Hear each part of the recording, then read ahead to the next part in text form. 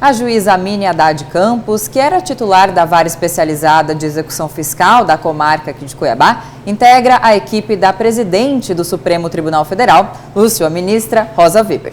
A magistrada atua na mais alta corte da justiça do país, em Brasília, como juíza auxiliar da presidência do STF. Por Skype, nós vamos conversar agora com a doutora Amini Haddad Campos.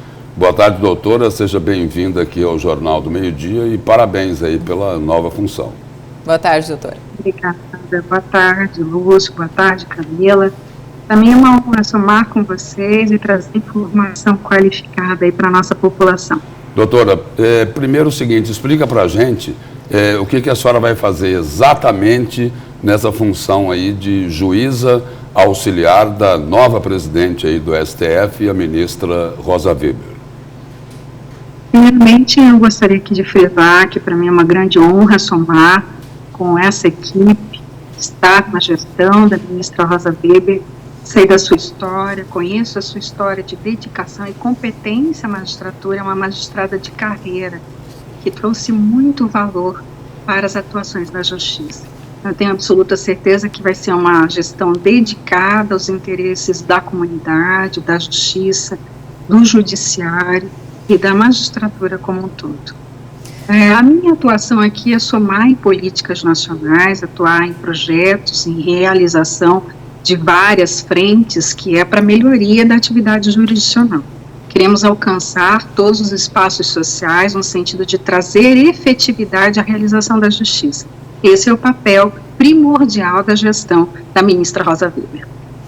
Doutora, boa tarde mais uma vez. Alguns rankings internacionais apontam que o Brasil se encontra, assim como outros países do mundo, numa situação mais instável do que outrora em relação ao Estado de Direito. E hoje nós ouvimos da população de modo geral, né, que o judiciário é o mais caro do mundo, assim considerado. No entanto, a justiça parece muito lenta para a grande maioria. Isso seria uma prioridade? De que forma a gente pode chegar a um resultado satisfatório para todos nessa equação que eu sei que é complexa? É muito complexa, Camila, exatamente isso. Nós sabemos muito bem qual é o dever de Estado com relação à prestação da justiça. E sabemos que o judiciário do Brasil, diferente de outros, na verdade tem uma demanda absurda, né? Enquanto nós temos aí uma média internacional dos juízes recebendo em torno de 40 processos ano, a nossa realidade é totalmente diferente. Nós temos juízes com 60 mil processos. E nós estamos falando de um judiciário onde nós temos um país que tem alta litigiosidade.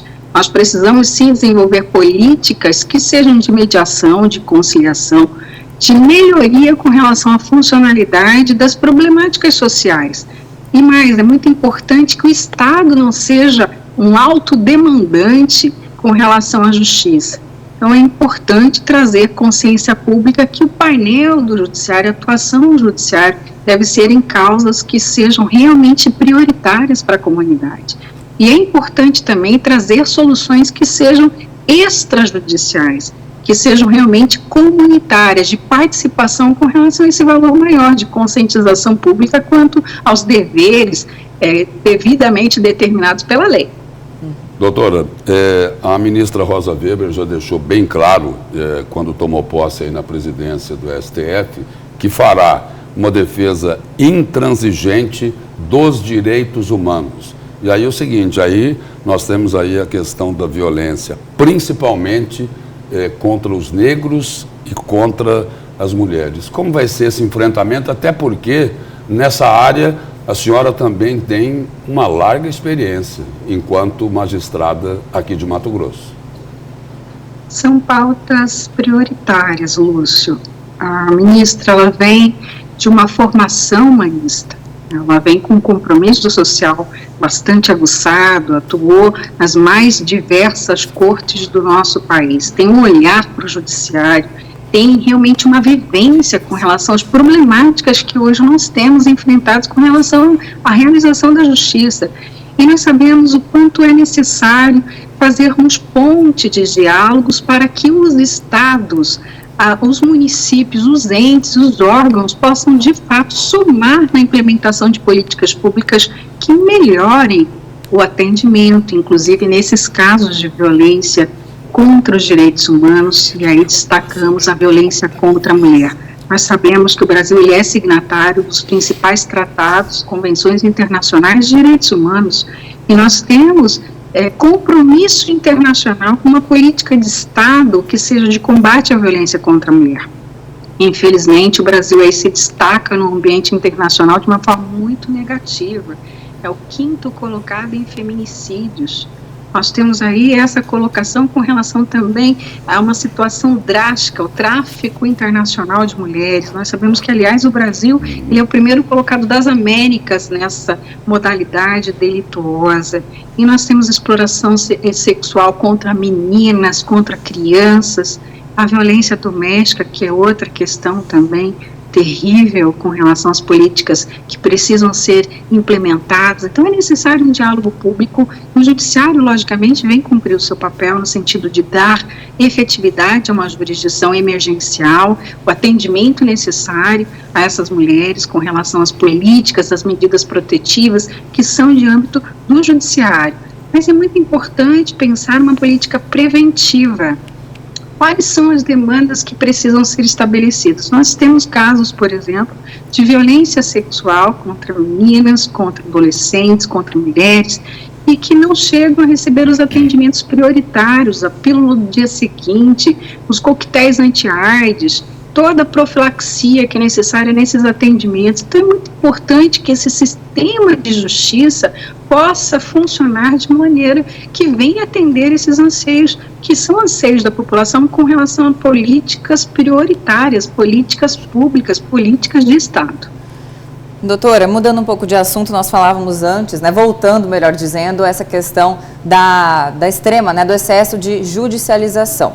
Hoje nós sabemos que os ministros, a atual composição do STF, é alvo, sim, de muitas críticas, até em manifestações amplas da sociedade, manifestações democráticas. Eu gostaria de saber, essa alta recorribilidade ao STF, que acaba julgando, sim, pautas que seriam típicas de outros poderes, isso mostra que a palavra final é do Supremo ou há um leve desequilíbrio aí do sistema de freios e contrapesos, na sua opinião? Nós temos uma Constituição que é uma Constituição garantista e nós temos um perfil muito específico com relação à atuação do Supremo Tribunal Federal, que é de fato trazer aí toda a nomenclatura, toda a disposição interpretativa com relação à nossa Constituição. O Supremo, ele dialoga com a sociedade no sentido de cumprir essa missão e esse é o papel de maior relevância no Estado de Direito. Vivemos em uma democracia, então é comum que haja, de fato, manifestações e que seja necessário alguma diligência com relação às atividades que são necessárias no sentido específico de trazer o direito, trazer os limites constitucionais que compete ao Supremo Tribunal Federal. Então, é uma tarefa que está aí dentro dessa divisão de poderes, Nós temos aí o Legislativo trazendo as dimensões da nossa legislação, nós temos aí o artigo 59 da Constituição Federal, que traz realmente todo o processo legislativo que seja conformador com a Constituição.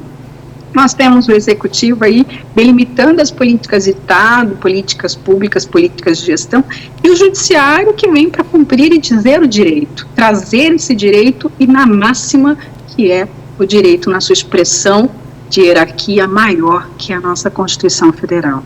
Doutora, antes de... Esse é o papel do Judiciário e eu espero realmente que a sociedade possa, dessa forma de percepção com relação aos limites dessa democracia, também cumprir o seu papel de dialogar em todas as esferas, seja ela do legislativo, no sentido de melhoria da nossa legislação, seja ela no sentido executivo, de gestão, de atuar realmente para exigir essas políticas de Estado, essas políticas públicas que são necessárias, que hoje nós falamos sim de um orçamento participativo, nós temos um diálogo com relação às prioridades públicas, é muito importante que a população possa desempenhar esse papel social, sim?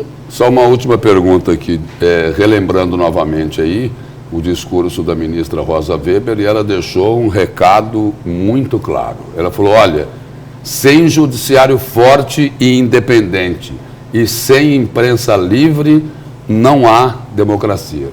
A tarefa não é fácil, mas precisa ser realizada, principalmente pelos dias que nós estamos vivendo hoje. Sem sombra de dúvida, Lúcio, esse é o dever do Supremo Tribunal Federal, esse é o dever máximo do Judiciário, garantir que, de fato, essa pretensão democrática, no sentido de realização do direito, desse Estado que é o Estado de Direito, alcance a sua máxima expressão. A fala da ministra vem, na verdade, conformar toda uma política séria, dedicada à realização da justiça.